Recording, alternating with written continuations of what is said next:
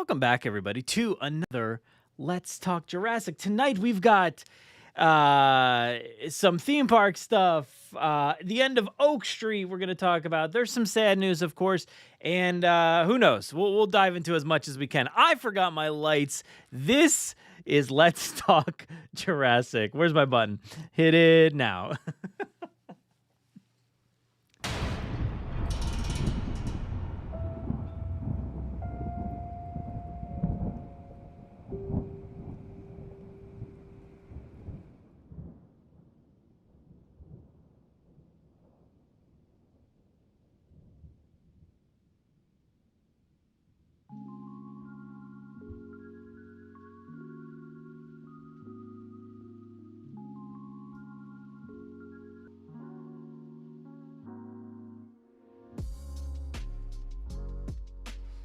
Welcome back, everybody. Like I said, to another Let's Talk Jurassic. I've got my lights on now. Everything's good here.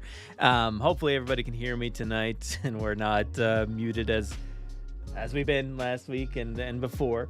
But we've got another Let's Talk Jurassic tonight. And, hopefully I was hoping it would be a little bit more upbeat. We'll try as best we can. It's still a little bit of a somber week here, but you know what? We're going to try to get through it as much as we can. There's not a lot of news, Jurassic-wise, to talk about this week. If anybody else out there has any anything Jurassic-wise that they think is interesting, sure, let me know. Because I'd love to talk about it this week and see what you all want to say about it. But hey, let's dive into what we've been doing here on the side since we last talked, and that would be another installment of Dino Score, the music of the Jurassic Park franchise, as we dive into the score for Jurassic Park 3, along with Caleb Burnett. So Don Davis's score, we are on our second part of this installment, part 2, and we went through, what were the tracks? It was like, I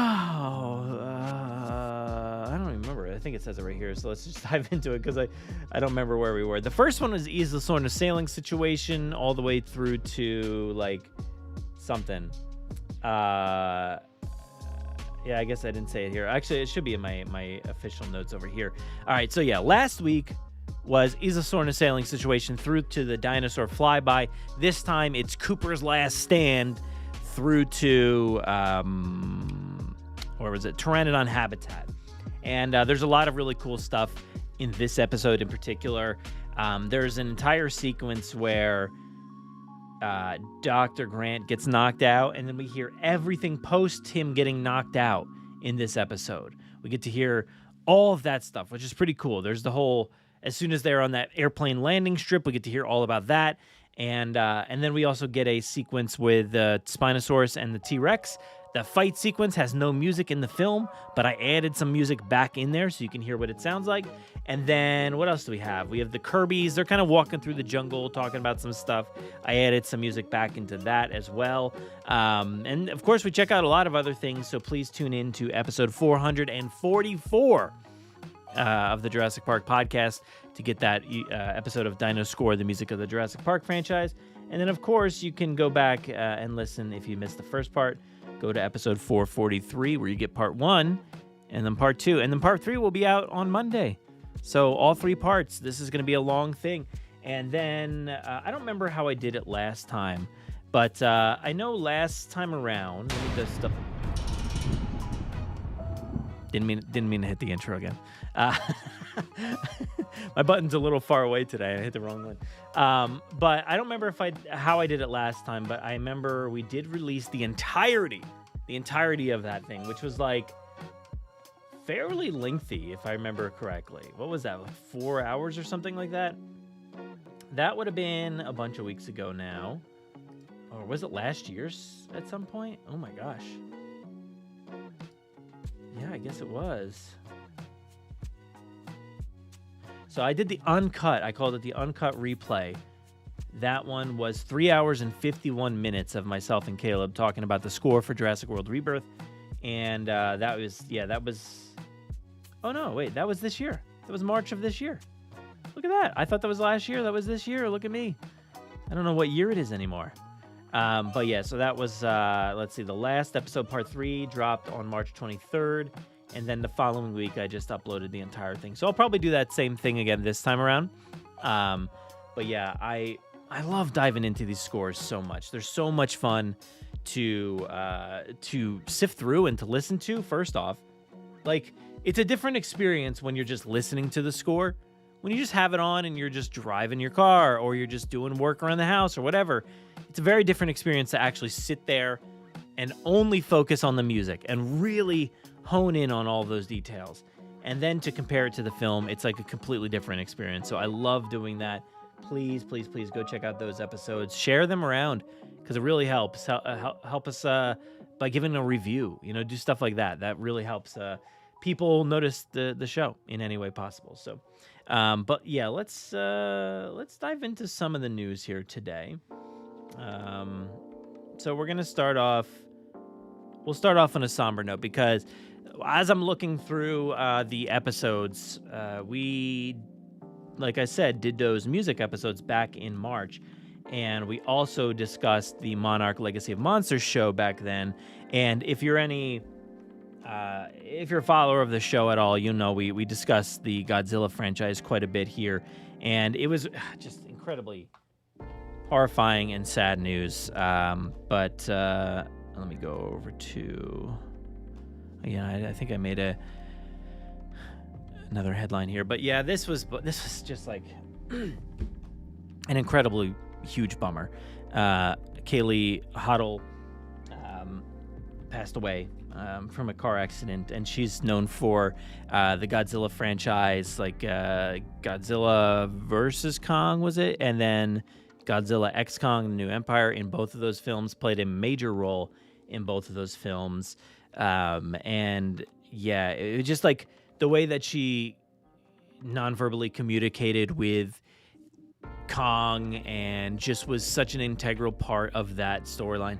Like, she did such an effortless job at such a young age, and it's just like I can't believe that she's no longer part of this earth. That is a huge, horrible loss. So, we lost Sam Neill last week, I guess, and then he's also going to be in the next Godzilla movie, which is like super unfortunate. I don't know that she was going to be in the next one. They typically do like 2 movies and then move on. So I don't think that was the case with her, but who knows? I'm sure there'll be like a in memory of or something like that at the end of the movie or beginning or somewhere for her and Sam, which is just horrible.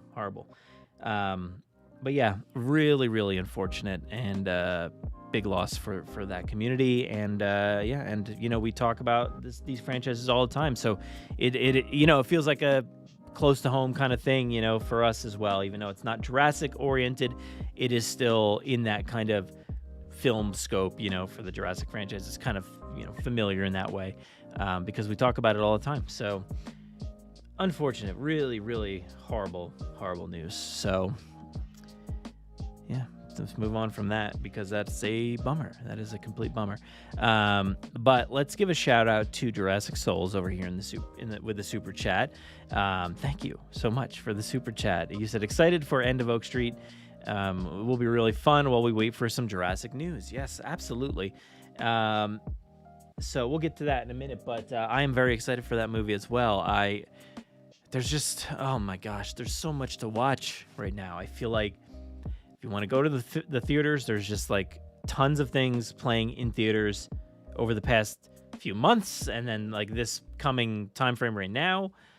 We've got Spider-Man like next week, I think, and we've got End of Oak Street in early August sometime, and then right now is what Odyssey is out there, and like so there's just too much to see at the moment, making it really difficult. Plus, there's a bunch of those movies that came out earlier in the year in the beginning portion are now hitting digital, so you can now watch them on like Amazon or Peacock or wherever. And I'm like, dude, I gotta catch up on so much stuff. It's unfair because I can't stay awake anymore. I feel like I'm too tired. But you know what? We're gonna try because I love watching movies. So Gotta get out to go see the end of Oak Street when that hits. But let's move on to our next topic here today. And that is going to be the closure of Thunder Falls Terrace. So it has finally closed down. Big bummer. So this is courtesy of Inside Universal. Thunder Falls Terrace restaurant in Jurassic Park closes for major renovation at Islands of Adventure. Let's see if they have any information here. It closed quietly on Monday, July 20th. So a few days ago there. And that's it. Thunder Falls Terrace is closed. Please visit Burger Digs or Pizza Predatoria. Those are not very good replacements for Thunder Falls Terrace. Thunder Falls Terrace was pretty good. I really like that place. It's it's going to become something probably much bigger and grander in that way. Because we've talked about it before. I think we talked about this closure before, and it was, what was the deal? So I think it sounds like the big restaurant mythos in that park in Islands of Adventure, the one that's like the best theme park restaurant in the world, voted year after year, whatever kind of accolades those are. It's got the banner out front, but that place will be probably closing, I think, pretty soon. I don't know what the timeline is on that, but I have no idea. I actually haven't looked into it. It says it's going to close in 2027, so they are currently knocking down a ton of the Lost Continent right now over in Islands of Adventure. So they're going to be making way for something pretty permanent, whether it's Zelda or, I don't know, Pokemon, one of those things. Something's going to be coming there. Something's going to be hidden. Speaking quietly, all right? Hush. Shh. But, something's going to be coming there, and they're going to be closing down that restaurant for the retheme and all that stuff. It's going to take a while. So they do need a new sit-down location because there's not a lot of those kinds of options in Islands of Adventure. So they're probably going to be upgrading it for that. Personally, I know a lot of people are probably expecting this as well, but we're expecting the Hammond update. So it's going to become Hammond's. That's what we're thinking at least. And Hammond's, it's a very similar style looking restaurant at least. This felt like a higher class establishment in a way. I mean, it's kind of buffet-like in a way when you walk in there, but the seating area and everything was really nice. It felt high class to a certain extent. But yeah, maybe it was just the vibes in there and everything, and the lighting and all that stuff, the windows. But yeah, it was a nice place, and I'm bummed that it's no longer going to be Thunder Falls Terrace. But yeah, I don't know. Maybe it will still be Thunder Falls Terrace, but maybe they'll just put a subtitle under it. But I'm sure it's going to become Hammond's, just to kind of liven it up. If it comes back as Thunder Falls Terrace, people are going to be like, it reopened. That's it. I don't need to go there. I've been there before. It reopened. But if they reopen it under a new name like Hammond's, then people are going to be like, ooh, we got to go try that new restaurant. We got to go get that. So that's what I'm expecting there. And yeah, that's a bummer. So quick service location dining, known for its rotisserie chicken, ribs, and outdoor seating. I don't remember what. I think I had something that was akin to I feel like it was some sort of Chipotle style meal that I got there. That's what it felt like, at least. But that was a while ago. But yeah, I really liked it. And it says, while not officially stated by Universal, the timing suggests the new restaurant could open around the same time that Mythos restaurant closes. So yeah, that makes a lot of sense. The addition of a new signature full-service restaurant in Jurassic Park would help fill the gap left by Mythos closure. And the good thing is that, if they open up this nice full-service Jurassic Park restaurant, that means it's going to stay there. It'll stay. They're not going to change that away. They're not going to change that. If they're putting that kitchen in, if they're doing whatever they need to make sure that is a full-service restaurant, They're not going to downgrade it at that point, I wouldn't think. They're just going to have another full-service restaurant, which is great. I think that's awesome. We've got the other stuff. Oh, you said there's new cones at Pizza Predatoria. I didn't see that. I didn't see the new cones. But if they're anything like the cones at Epic Universe, sign me up, man. Those like mac and cheese cones that are in what's the name of that? The Dragon Burke, the Isle of Burke. If they're anything like that, then definitely sign me up because those are fantastic. But yeah, that's gonna help fill that gap, it says. Additional details regarding new restaurant, including concept menu offerings, are expected to be announced at a later date. So there you go. Thunder Falls Terrace. Definitely gone. But yeah, it'll be nice. It'll be a good upgrade. Whatever it is, it'll be a good upgrade. Look at that place. I mean, like, that is an iconic spot. You don't really need to change, I don't think, anything on the outside really other than the name. But yeah, what does that say? Oh, roasted pork, pernil, rotisserie chicken. I don't know how to say that word, that last one. Rice bowls, char-grilled ribs. Oh, yeah, I guess I did get a rice bowl, so that sounds right. And salads. So, yeah. It was a good place. So you had the Epic Universe ones? Yeah, they're so good. It's like the PB and J. No, it's not peanut butter and jelly, but it's like something like that. What is the cones, Epic Universe, PB something? Pork, bacon, and jam. So yeah. PB and J, technically. Fantastic cone. It's like, I don't know if this is what they are. Let me see if I can bring them up for you. Let's go back to me for a second, if it will.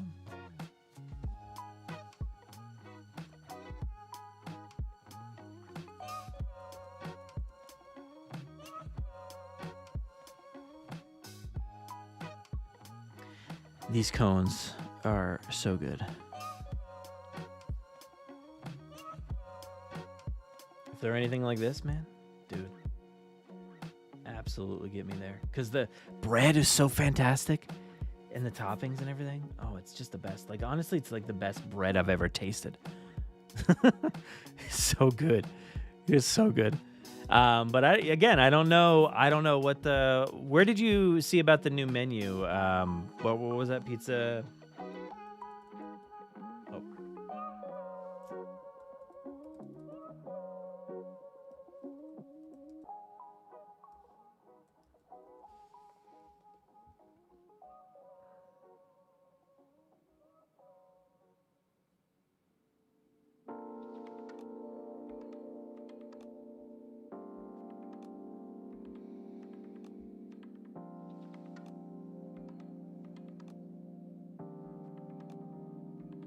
I don't know. These are not updated. Let me see if there's like a news article about.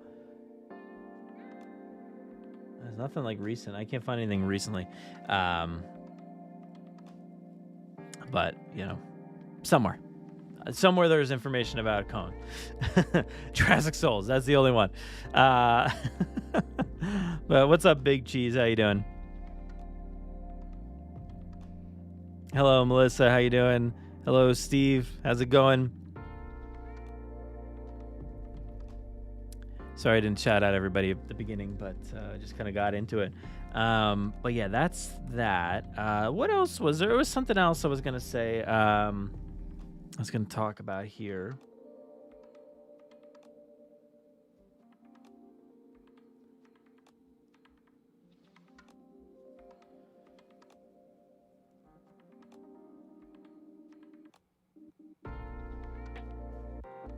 All right, yeah, this was the next one I wanted to bring up. So let's go over to Mattel real quick. Guys, we only got 14 hours left. Tomorrow, as of this recording, July 23rd, 2026, 14 hours. The Hammond Collection 25th anniversary comic style Velociraptor on sale, $25. And yeah, this is an interesting one. I know we've talked about it before, but I don't love it per se, but I think it's better than the other. It's hard to say better because it very much distinctly does not look like the Jurassic Park 3 Velociraptor, but the sculpt itself, I think, looks better.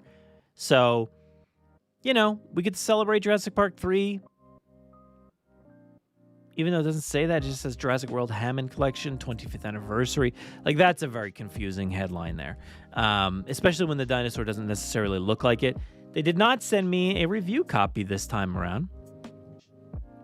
So I forget when they sent that. I think they sent that before the signups last time around, if I remember correctly. That would have been. Yeah, let me double check because I'm pretty sure they sent those out ahead of time. But I know Tom did get one, so go shout out Tom Jurassic. I think he did. I don't know if he did it on Jurassic Collectibles. Maybe he did it over there. This is not loading, but whatever. But yeah, so no preview here, at least at the time, for the time being. So I'll probably have to jump online and grab that. Again, I'm still a little concerned about it potentially being AI based artwork on there. I never was able to find out for sure. So that's kind of a bummer there, but with the artwork kind of looking AI, it's like it's a little worth noting there. I can't pull it up there for some reason.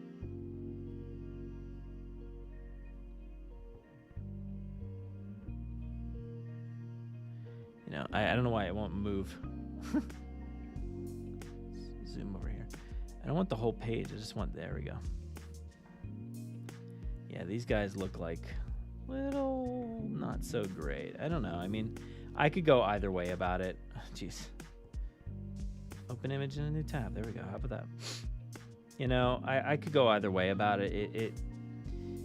It's just, to me, it's like the combination of what is happening here, along with like this coloration, and the fact that the artwork is not very sharp. It's a little fuzzy, hazy, kind of giving that vibe. It's giving complete AI vibes, especially right here. And the fact that like it's maybe like Blue, what the heck is Blue doing there with a female Jurassic Park 3 raptor, and then I'm assuming a male raptor from Jurassic Park 3, and then maybe is this supposed to be like a Jurassic Park Velociraptor, or is that supposed to be like Echo or something? Like I don't really know what's happening. I don't really know. And that's part of the problem. I think like the big splash page is supposed to be like, oh, the cool iconic thing, but it just like, even just like there's little touches, like those little spikes up top are just giving AI. I know it's weird to say, but like the blending of the colors, the fact that there's like tree color, branch color here on the nose for some reason. So there's like weird tells that I feel like are happening here. Like these textures feel very generative, but look, somebody could have drawn this. I have no idea. Maybe we'll get those answers tomorrow. Is there a panel? When is the panel? I don't know. Let me see.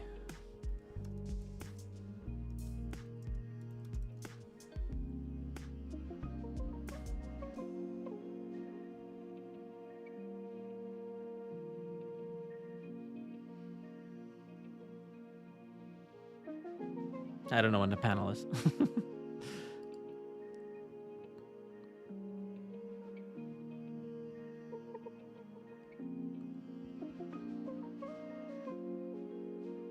There's a lot of cool stuff, though, coming from Mattel. My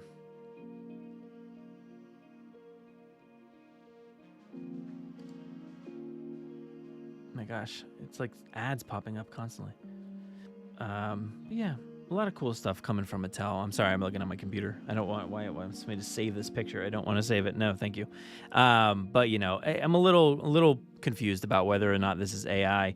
And Big Cheese here says either AI or whoever did the artwork didn't know the difference between the JP3 and Jurassic World Raptors. Both disappointing either way. Yeah, that's my thing. It's like if it is, you know, somebody's real artwork, it is still very confusing, and it's not necessarily giving, like,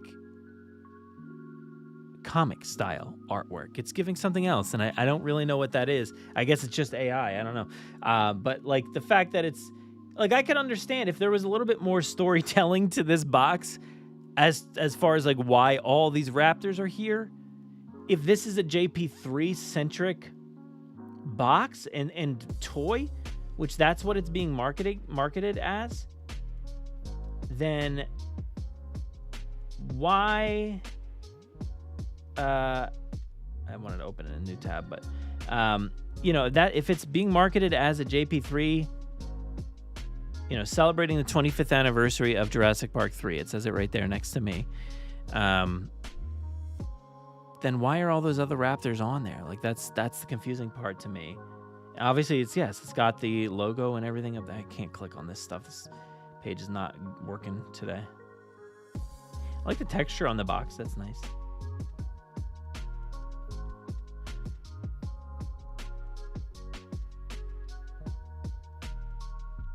That raptor looks cool. But yeah, I'm just a little concerned.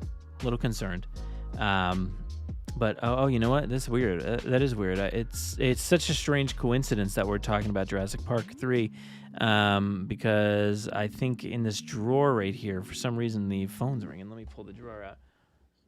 Oh yeah, there we go. Hold on. I always forget to hit the button. That's so weird. I gotta find it. Where is it? The off button, or not off button? Hey, hi. Yeah, Universal. Yeah, that's me. I'm here. This is me, Brad. I was just talking about the Mattel figure. Which one? The Velociraptor, the JP3. Did you know? Yeah, it doesn't feel like JP3, right? It feels a little. Yeah, it's a little strange. But my question to you is it AI? That's really what I'm concerned about. Huh? No, don't change the subject. I'm trying to ask you. No, I don't. I'm not calling to have you send me one. No, that's not. I'm trying to ask you a question. Is it AI artwork on there, or did you get somebody to? It's fine. The figure's fine. Why are you changing the subject? Don't change the subject on me. I'm curious, because if that's generative AI, then that's a little weird. Like, it's just a little strange. But like, the figure's fine. The figure's cool. I don't mind the figure. But like, I do wish it looked a little bit more like JP3 Velociraptor. But you still could have done that comic style artwork, I think. But you're not going to answer my question? No. Okay. What? No lawyers. No, we don't need to involve any. No, it's fine. I mean, look, it's just a question. I was just concerned for the fan base. That's really, and myself, I didn't know what to do. $25. Hey, at least it's cheaper this time around. I appreciate that. Thank you so much. But yes, there are a lot of other options to get things on your website. So yeah, I appreciate that. Thank you so much for giving me so many options to choose from. You know, there's a lot of cool things. I think like the Huntrix. Yeah, Huntrix are pretty cool. Yeah. And Derpy, the cat with the car, like that's why. I don't really know why. Jimbro, Skeletor, didn't even watch the movie. It's spoiling things for me. Thanks for that. Don't really know any. But yeah, Top Gun 40th anniversary set, Stranger Things 10th anniversary. We're all getting old. We get it, Mattel. Thank you. But anyway, appreciate you calling. I'll let you know, because there's somebody in the chat who I got to shout out. Steve here. He wanted me to pick up the phone. He was like, "Hey, phone's ringing." Thank you so much, Steve, for the super chat. So, Universal, can you please give him a shout out? Please, like, call him. Do something like tell him some of your secrets. I don't know. Get somebody involved, please, for the love of God. Anyway, thank you so much for calling. Appreciate it. All right, yeah. I'll talk to you later. There's some theories in the chat. Maybe we'll bring it up. But yeah, thank you so much. Bye. Anyway, that was Universal. They called. But thanks, Steve. Thanks, Steve, for the super chat. Appreciate it. But you know what? There is a question here from Zentini. Is that how you say that?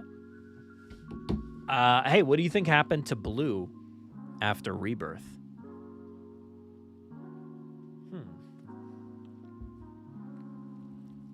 What do I think happened to Blue? Interesting. I don't know. I mean, like, I would love to know. I don't know that we'll ever know. I'm so confused with, like,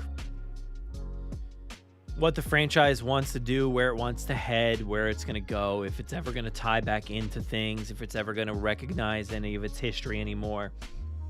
I know it did a little bit, you know, obviously in Rebirth, but, like, it was so intent on establishing, like, a new set of rules and characters and all that. So I find it interesting, and I don't know if Universal wants to ever go back to those storylines, or, you know, tell us where Blue is, or the, you know, talk about the T-Rexes or anything like that anymore. I hope we get some information, but they don't really owe it to us. They did kind of, like, send them off into the distance, you know, like Blue kind of just walked away with Beta, and the T-Rex, you know, Rexy was out there roaring with all the Lost World, the Sornorexes, I guess, and you know, back in the Biosyn Valley. So the best that we can assume, like, there's plenty to assume there, and there's no reason to assume that anything wild happened, right? Like, I guess there is a reason to assume. The thing to assume is that they're telling us that a lot of dinosaurs died off. A lot of dinosaurs were vacating, moving to central, you know, equatorial regions or whatever. So is there a chance that Blue did that?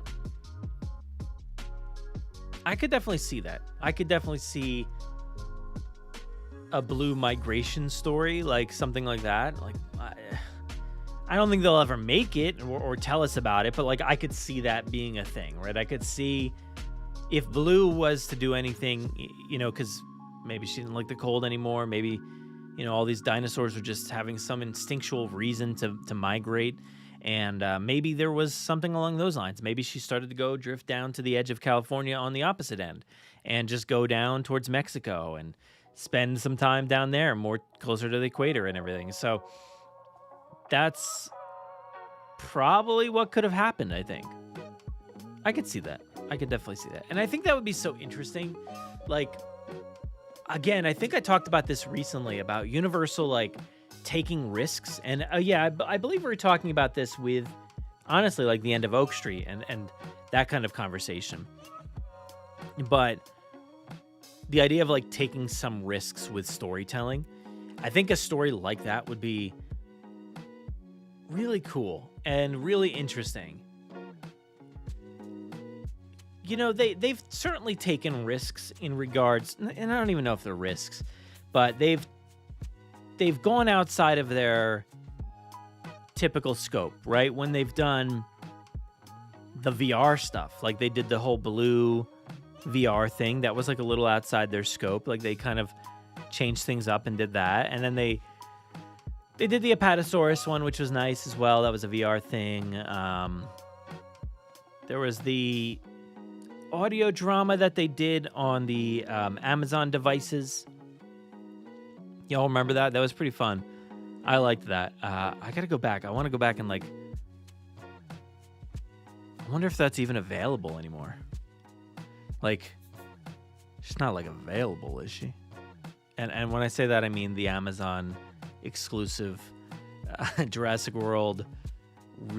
What was it called? What was that thing called? Revealed? Jurassic World Revealed, I think.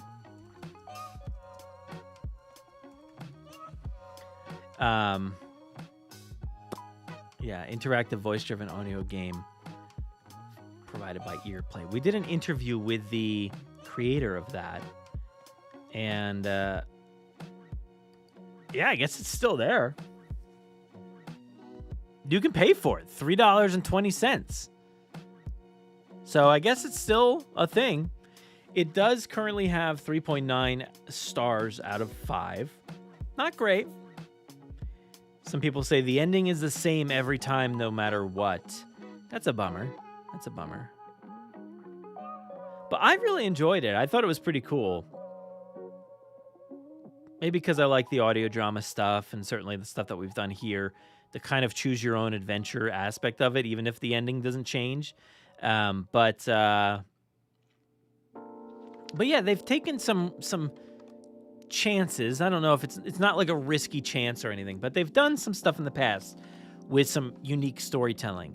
I know, yeah, there was even like a Dave and Buster's like VR game kind of thing that was like something else. I forget what that even was. But I would love anyway, what I was saying was I would love a story about like Blue if they were to do, even if it was just like another VR thing that kind of told, because that's what the point of that VR thing was, where it told how Blue got from like the end of Jurassic World to Fallen Kingdom. It told something along those lines of like Blue noticing the island going wrong and like encountering the T-Rex and stuff like that. So, and then nesting and all that. Like, so there were some interesting things in there. And I would like to see them do that again. Showcase Blue going down the coast of California, or not the coast, but like going through the redwoods and then, you know, trying to skirt around like Los Angeles and stuff like that, trying to get down south and find some warmer climates or something like that. That could be kind of interesting. I don't know if it would be possible, but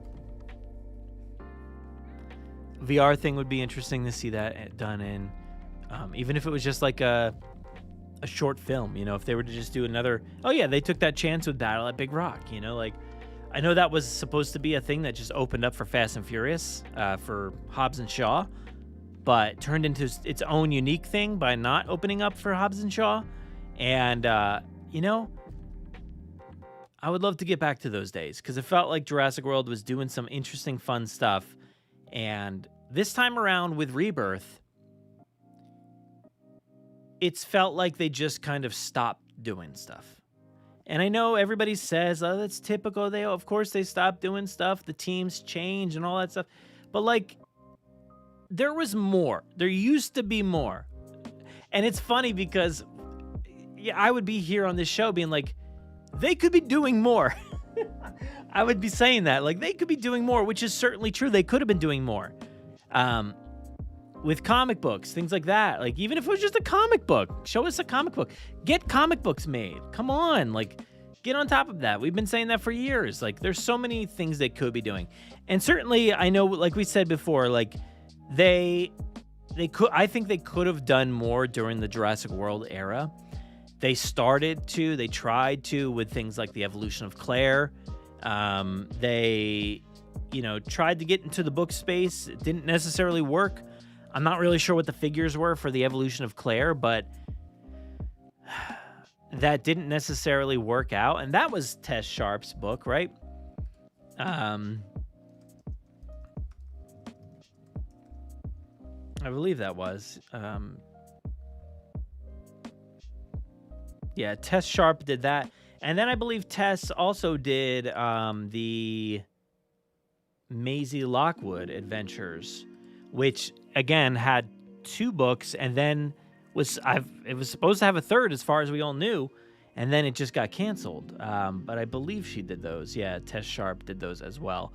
So it's interesting because, like, if you think the evolution of Claire maybe didn't do well enough, I'm not really sure, but they still brought Tess Sharp back to continue writing books for them. So they stayed in the family, they did all that, but they could have done so much more. Like, they could have, like, oh my gosh, like, we talked about it so much about the evolution of Dr. Henry Wu. Like, that would have been a really unique, interesting story. And he was in the evolution of Claire, so it would have been nice to kind of build off of that and showcase what he was up to during those years in between JP3 or Jurassic Park all the way to Jurassic World. And we never got anything else from them book-wise. So I think those opportunities were there. We were really speculating, like, oh man, it would be so cool if we got all of these. And, by the time Jurassic World Dominion rolls around, it would have been so cool, again, to get, like, the evolution of Dr. Alan Grant or, Ellie Sattler or whatever. Like, it would have been so cool to get those. Man,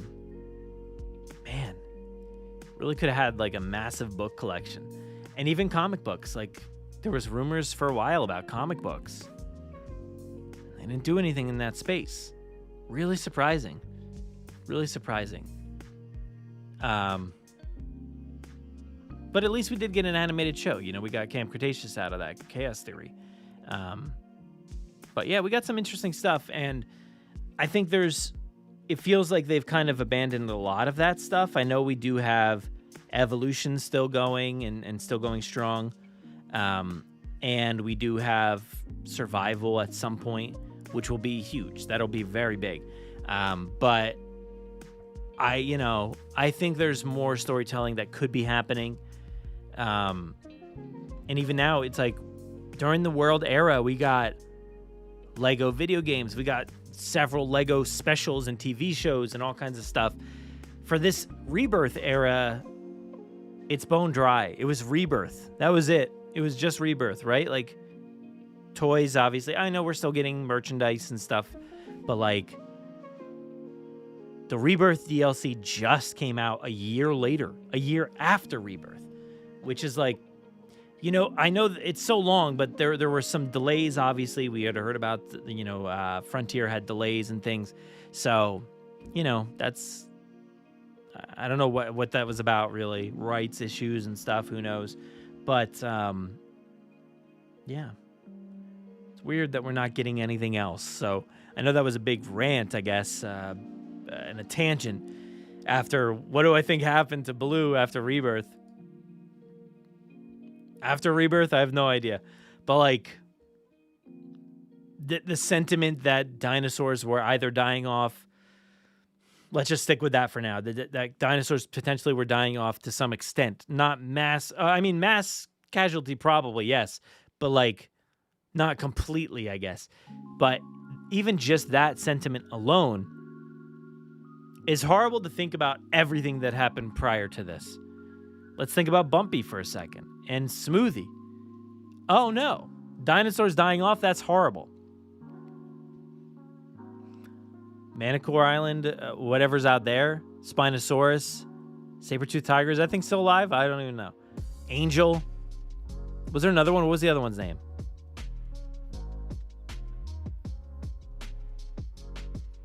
I don't remember. But there was like two of those things, right?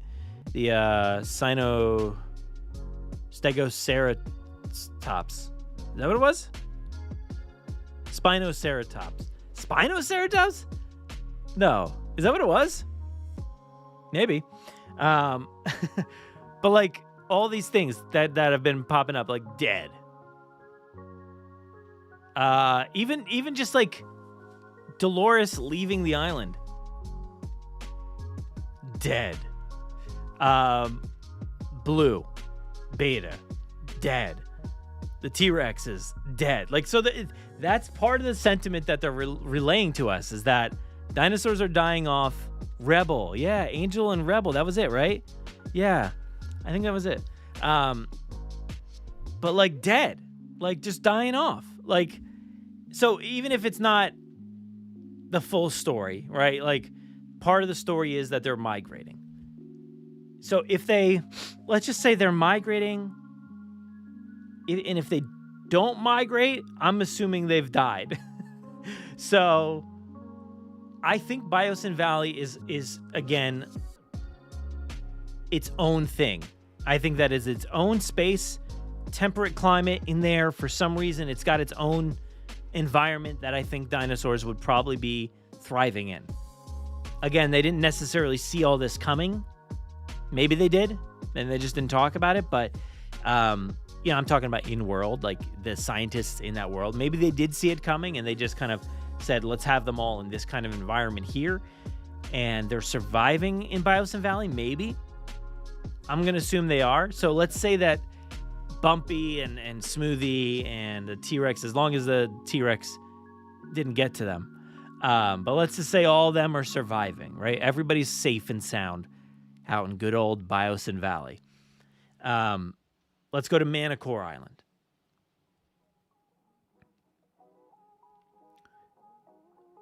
That's an interesting one. I think that one would also still be intact because, people like Ben. Even though I don't think did they mention anything about Manticore?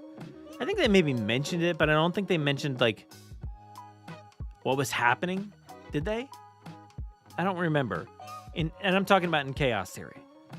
But I would assume that place would be safe as well, as long as it was continued to be maintained and all that stuff. Because the biomes and all, whatever was happening there, was a lot of crazy stuff. So as long as they continued maintaining that, sure. Anything happened to be left on Sorna or Nublar, I still think dinosaurs could be alive on Nublar, but let's just say that they're all dead because of the volcano. So maybe we can cross off Nublar. Sorna, I know they want us to believe that nothing's there, so I don't believe it. I still think something could be there, but let's cross that off the list. So let's say no dinosaurs there. And currently, currently we've got Biosyn Valley and we've got Manticore Island. Safe and sound. We'll go to Northern California, and I think that's where, things are probably going to start to change. And that's up high. I assume dinosaurs are going to want to go down low, like we've been talking about. So those dinosaurs, I am assuming, are migrating, if they're not dying off already. Because if you look at New York, you've got a dinosaur that's near death, if not dying that moment. Got to take another sip here. My throat is drying up.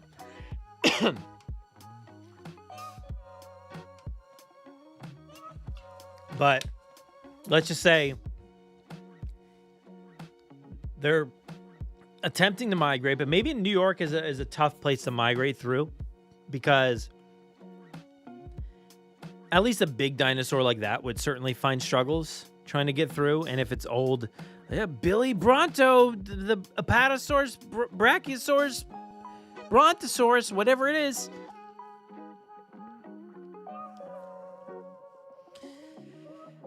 I'll never get over that. Just like I won't ever get over the whole 3 times it drops in Indiana Jones and the Kingdom of the Crystal Skull. That's something that really bugs me about that movie. I love the movie, but that really bugs me about it. I don't care that he's in a fridge getting nuked. To me, that's iconic. But dropping over a falls 3 times, I'm still not over it. And that was 2007 or 8. When was that? 2008. So some things I'm not going to be able to get over with Rebirth, but yeah, I feel like, again, we're kind of talking about now, they just kind of wrote themselves into a corner with all of this talk about what dinosaurs are doing and where they are, and the fact that people don't care anymore, yet again. So all that to say is I think Blue is safe, migrating, and I think Rexy would be safe in Biosyn Valley. Yeah. That's my thoughts, at least. I don't even know if you're still here anymore. Zententi. I don't know how to say that. Apologies. Big Cheese says, at least Camp Cretaceous gave us some backstory to Henry Wu. Yeah, it would have been, they're able to do a minimal amount of backstory. And a novel is so much more. I would have loved so much more. But yeah. Jurassic June's over. Jurassic July is almost over. JP3, let's talk about JP3 for a second. Because this is all kind of on that topic of what are they doing? Are they doing anything? We did get that Jurassic World, the Eras thing, the Eras tour out at Universal Studios Hollywood. We did get that, so that was nice. But again, very, short-timed exclusive event. So that came and went really quickly. Like I mentioned, the Rebirth expansion was nice. I don't even know what I was just going to talk about, but I completely forgot. Oh, no, I forgot. I completely forgot. But yeah.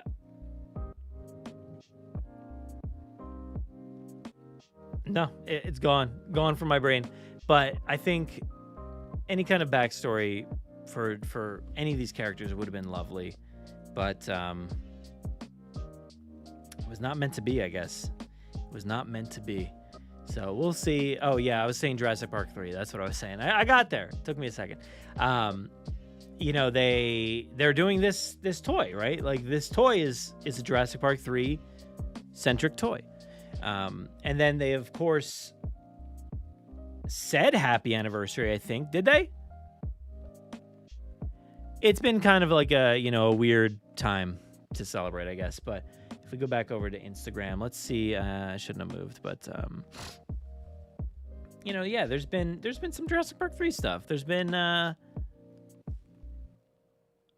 favorite moments, fan moments, it looks like. 5 days ago. What day was that? I don't know. But yeah, look, it's a few Jurassic Park 3 fan favorite moments. This was July 10th, so they're kind of gearing up for it. Even back here, gearing up. Starting here, all the way back in June 11th. So, back on the, anniversary of Jurassic Park, they're gearing up for JP3. So, yeah, with some tweets, or not even tweets, Instagram posts, some reels, whatever, gearing up for it. And then, of course, ILM, I think, posted this one. So, minimalist celebration. I think that's what it would come down to. Universal Pictures posted this one. So, that's the extent of this celebration.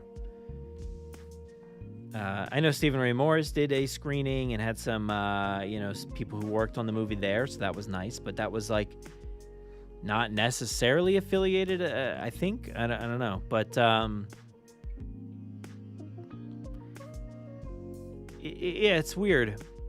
They don't want to give any time to JP3 really outside of some posts. So, I don't know. I wish they would.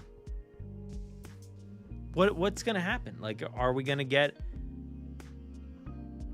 Hopefully we get more from Evolution 3. That would be nice.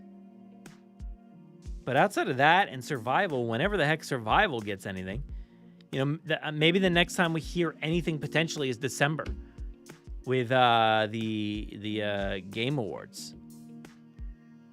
Maybe that's the next time we can potentially hear anything. Because if Jurassic June's over, we didn't get much of anything. Jurassic July is going to be over soon. So, what are they going to be doing through August to the end of the year? Anything. I don't know. It's weird. It's kind of weird. But speaking of people who are doing things, let's go over to some Jurassic adjacent news. And we'll talk about the end of Oak Street here because there was a new final trailer. I am going to hit the... I'm going to hit the playthrough. Let's go for it. Whatever. They're going to strike my video, but whatever. Let's go for it. So, the end of Oak Street's final trailer here. Flintstones. Meet the Flintstones. Oh, I love this. That's nice. Having these people over here. Oh, that's Anne Hathaway and Ewan McGregor. Get inside. Oh, we got that thing, whatever that is. What the hell's going on? Yeah, what is... Oh, dead. Great, this is horrifying. Dude, this is awesome. I think that our neighborhood Completely terrifying stuff. We're in the past, aren't we? How the hell is that even possible? I'm really interested to see how this high concept thing works out. I love the dinosaur stuff, but I'm interested about We're gonna survive. the neighborhood moving and what is going on there. Is it a concept that they explore more? I don't know. Or does it just go undiscussed really outside of that? This looks great. This looks like everything you could hope for. Oh. Oh, he took it out. Oh, no. The End of Oak Street in cinemas August 14th. Dude, is he toast? I'm pretty sure he's toast, right? Clayface looks pretty interesting. Can't wait to see that. Yeah. He's got to be toast. Like I didn't expect him to Show me. to get grabbed like that. That was wild. Show me. Yikes. So, August 11th, right? So that's right around the corner, and I am very, very hyped about that. I know they've started a lot of their promotional stuff for that, and it's been, I guess Anne Hathaway's been around a lot because of the other movie, The Odyssey. So we'll see what happens there, but I'm excited. I'm excited for that movie. That looks pretty crazy. It looks exactly what I could have wanted from a Jurassic movie. Set in a neighborhood, just all out attack in the neighborhood, like not it, because the way that it looks really cool to me is the fact that it is centered on this family, right? But there's attacks happening all over the place. That looks pretty cool. You can see dinosaurs roaming off in the distance. You know, there's layers to it, and it looks really cool in that way. So I can't wait. Can't wait for that one. It's right around the corner. July 11th. But yeah, I think that is everything that I had to discuss tonight. Anything else before I wrap up? I don't think there was anything else. Let me just double check. Yeah, that was all I got. But before we leave, of course, please go back over to the website, JurassicParkPodcast.com. Check out our 2 episodes out in regards to the Jurassic Park 3 soundtrack. You can find those over on the website or on Spotify, Apple Podcasts. I think they're up on YouTube.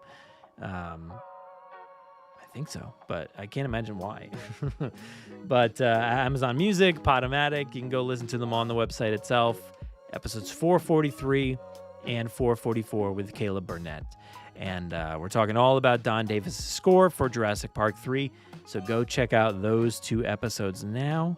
And of course, please, if you have any thoughts on the soundtracks or any thoughts on The End of Oak Street or what Blue has been up to, if you've got any thoughts on that stuff, Sam Neill, if you still want to share thoughts on Sam Neill, please give us a call, 732-825-7763.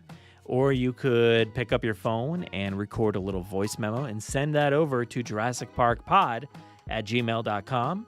And, of course, you can write a written message as well. We'll certainly see that. But you can find me over on Letterboxd at Brad Jost over there. And Instagram at Jurassic Park Pod, where I've been posting some stuff. And, yeah, that's probably about it. I mean, the Blue Sky stuff, I don't really check that. I got to update this graphic. I mean, if anything, I guess Threads, but, like, I barely, like, interact with anything on there. So, Instagram, Letterboxd, email us, call our voicemail line, do all of those things. I appreciate you all for watching this. You know what? I'm gonna give you a little bit of this because why not? I don't know if it'll work, but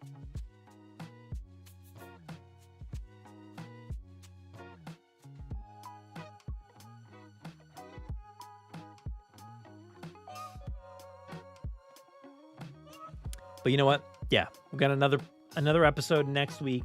So stay tuned on Monday for the part three and the final installment of Jurassic Park 3 Dino Score episodes. So tune into that one. All 3 of these have been fairly lengthy. They've been, I think it was like an hour and 15. Do I have that still up? No, I don't. but the portions that I've done, they're like an hour and 15, an hour and 19, an hour 17. I think those were the numbers. So fairly long segments. Next week, what do we have for the episode next week outside of that dinosaur? I closed it. Let's see if I can bring that up for you real quick. But there's a few interesting segments as well.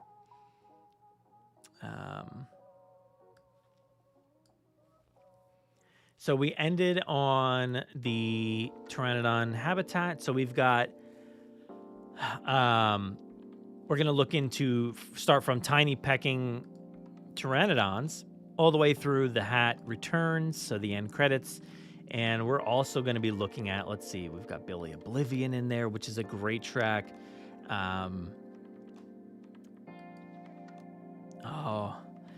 It's the dinosaur man. Charlie, can you get your mommy? It's the dinosaur man.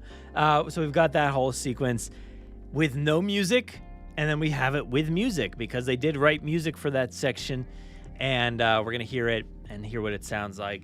We even look at the score for Barney the dinosaur because, of course, it's included in the movie. We got to discuss it. And then what else is there? Oh, there's a whole section where like they talk about fishing. The Kirbys talk about fishing, and then I think they talk a little bit about Ellie Sattler. And there was no music in the film, but we added the music back into that. And then I did add one more segment, which was where Billy's like, I rescued your hat. And there's a little bit of music that I added into that. But yeah, and of course, we're going to take a look at the satellite ringtone. We got to do it. But yeah, so all those pieces in the final installment, which airs next week. So stay tuned for that one. I still have to edit that one. But yeah, we'll be back next week. Thank you so much, everybody, for watching this. As always, please do your best to just, as Sam Neill would, just be kind. Stay safe out there. And my graphic is like all askew. But there we go. Be safe, be kind, and enjoy. Thank you, everybody. Have a good one.